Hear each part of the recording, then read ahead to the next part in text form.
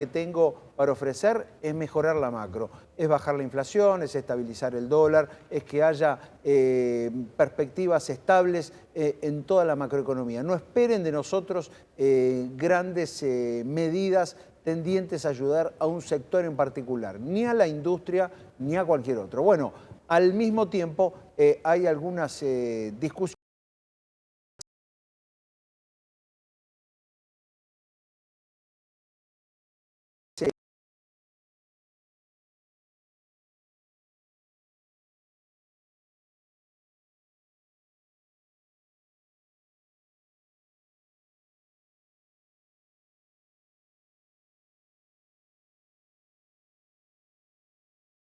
con Martín Ciprés, con el editor de Noticias Industriales. ¿Qué tal, Martín? ¿Cómo estás? Gracias por atendernos.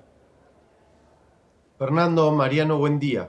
Bueno, contame en principio qué está pasando con esta ley PYME, las dos cosas, ¿no? ¿Quién la impulsa y, por el otro lado, qué grado de recepción tiene ese pedido? Bueno, sorprendió Fernando esta semana en Rosario, el secretario Juan Paso habló de esta ley PYME que se está elaborando. Hay por lo menos dos entidades que están muy comprometidas con este tema. Uno es la Cámara Argentina de la Mediana Empresa, CAME, y por el otro lado está la UIA, que le están acercando algunas propuestas, ideas, porque la idea es, bueno, vos hablabas del RIGI. Bueno, la idea es armar un RIGI principalmente para la pyme.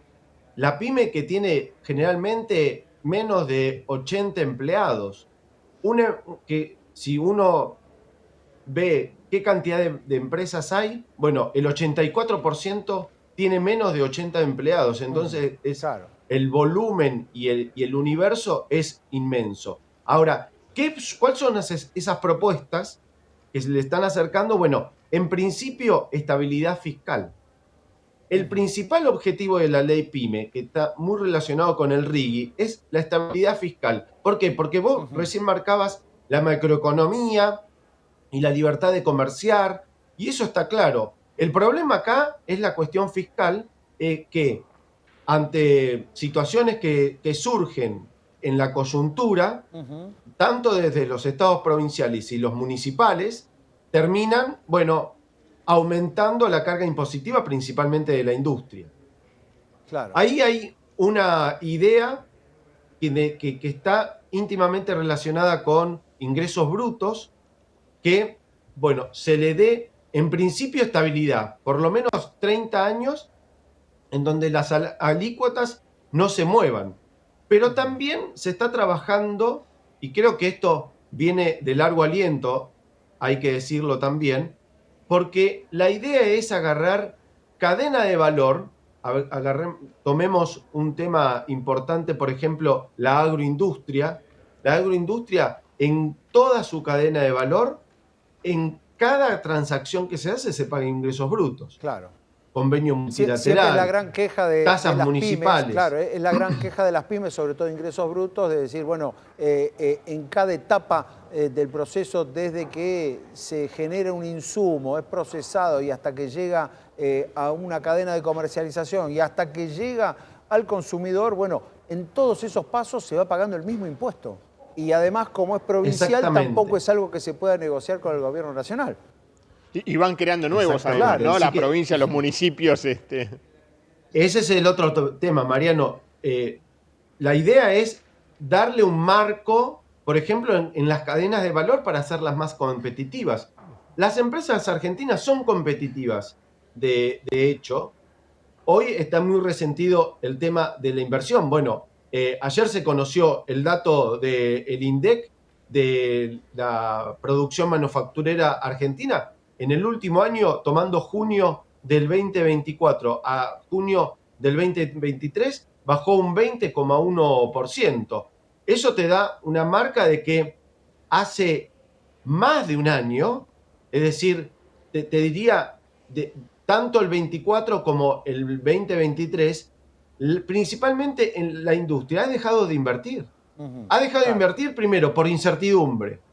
Segundo, la verdad es que el año pasado y este con el cambio de régimen del gobierno nacional, bueno, muchos estados salieron a reforzar alícuotas, a crear impuestos.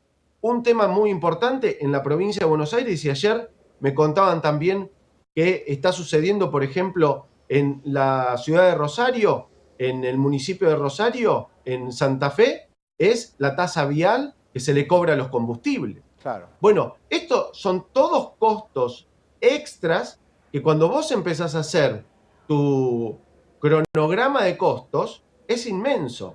Bueno, ahí está la falta de competitividad, independientemente del cepo, independientemente del precio del dólar. Con la macro. Ahora, Claro. el eje central de esta ley PYME que se propone, ¿pasaría solo por lo impositivo o hay otros aspectos? Porque, digamos, también este es un gobierno donde cada vez que le piden plata dice yo les puedo ofrecer desregulación, desburocratización, apertura de competencias, que se quiten trabas, etcétera, etcétera, pero plata no me pidan. Con lo cual digo, además del tema impositivo, hay otros ejes.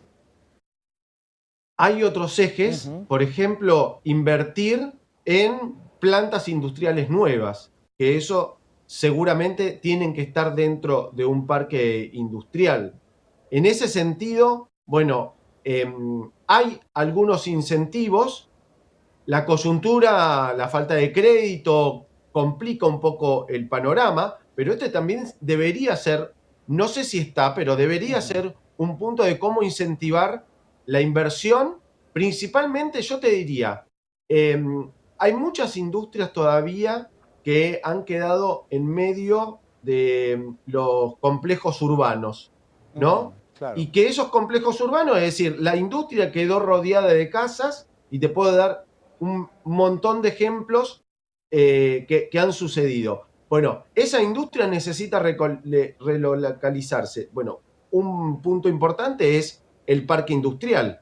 Bueno, para hacer una planta nueva, volvemos al tema de siempre de la industria a largo plazo. Por lo menos te lleva 2 años. Una industria mediana necesita entre 15 y 20 millones de dólares para hacer este traslado. Estamos hablando del terreno, del galpón, de la instalación, de los tributos. Bueno, si hay parte de ese incentivo para que y se vuelvan algunas promociones, por ejemplo, que había en la década del 90, donde los municipios y la provincia hacían acuerdo de promoción en sectores específicos y territoriales de una localidad, eso podría permitir que la rueda vuelva a empezar a girar nuevamente. Claro. Si no, va a ser muy complicado, porque además tenés otra cosa, que es la ley PYME tiene que estar íntimamente relacionada con la reforma laboral. Hay todavía, más allá de lo que se aprobó dentro de la ley bases, bueno, quedaron un montón de temas afuera que también complican a la hora de tributar cuando uno contrata a un personal nuevo. Claro, y es clave, un combo ¿no? de temas. Martín, ahí justamente la reforma laboral por la cantidad de despidos que hubo en las pymes. Ya no hablamos de tomar gente de creación de nuevos empleos, sino de evitar que sigan los despidos. Exactamente. Bueno, se calcula en el primer semestre que fueron 200.000 personas las despedidas, 200.000 puestos de trabajo que se perdieron. Eso tiene mucha relación, principalmente lo hemos charlado, con la empresa grande que ha hecho de este cambio de coyuntura, te diría, revitalizar sus planteles de trabajadores. Se ha producido menos cese de relación laboral en las pymes. Las pymes, principalmente las chicas, que tienen entre 15, 20, 30 empleados, capacitar, muchas de las empresas tienen personal altamente capacitado, así que despedirlo para después volverlo a tomar es complejo. Si uno lo despide puede conseguir otro trabajo porque es gente que está altamente capacitada. Entonces, y después formar a uno nuevo no solamente lleva tiempo, sino lleva plata. Bien. Entonces ahí también hay otro problema. Por último, Martín, ¿qué sabés de la negociación, digamos, considerando lo que fue la negociación del RIGI en particular, dentro de la negociación general de la ley bases? ¿Qué sabés de eso, digamos? ¿Qué factibilidad hay de que el gobierno tome este tema realmente con impulso y desde luego que pueda aprobarse? Por ahí yo te planteo, Fernando, dos planos. El primero es la discusión sectorial, territorial, con la gremial empresaria principalmente, y ver cómo se puede acercar la mayor cantidad de ideas y de propuestas para que queden plasmadas en el proyecto de ley. Luego viene la discusión en el Congreso, y ahí yo te diría que a mí me sorprende, cada vez más hay conciencia en legisladores, en los bloques parlamentarios, de que hay que tomar este tema. ¿Por qué? Porque si no se revitaliza el sector privado representado en las pymes, es muy difícil que se genere empleo, que se genere riqueza y que se pueda pagar impuestos, porque esos son los tres ejes principales. Permitime que te ponga un tema más que es complejo.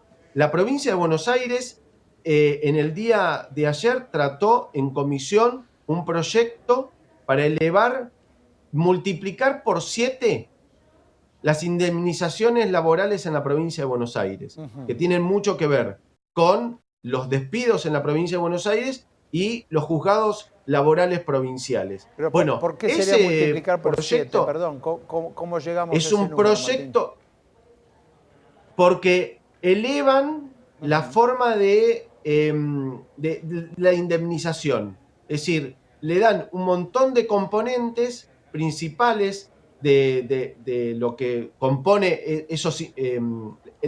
La indemnización es un precio que se paga, se calcula por un sueldo por año.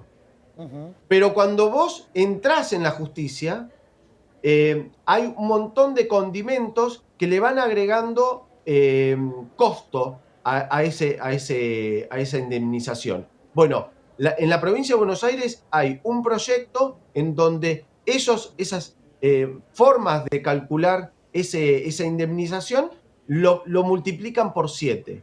Y están todos en alerta en la provincia de Buenos Aires. Hubo reuniones en el Senado principalmente, ya tiene media sanción de diputados y está en tratamiento en el Senado de la provincia de Buenos Aires. Bueno, tiene estado parlamentario, todavía no se rechazó, y ahí también hay que ponerle una atención muy importante. ¿Por qué? Porque seguramente aprobándose ese proyecto de ley y que después se convalide en el Ejecutivo, eso también va a impedir la creación de trabajo. Bien, de acuerdo, Martín, muchísimas gracias por este análisis y seguramente para seguir muy de cerca el tema de estos proyectos, tanto el de laboral como el de la IPYME. Muchísimas gracias. Gracias a los dos, un abrazo. Bueno, allí Martín Ciprés con...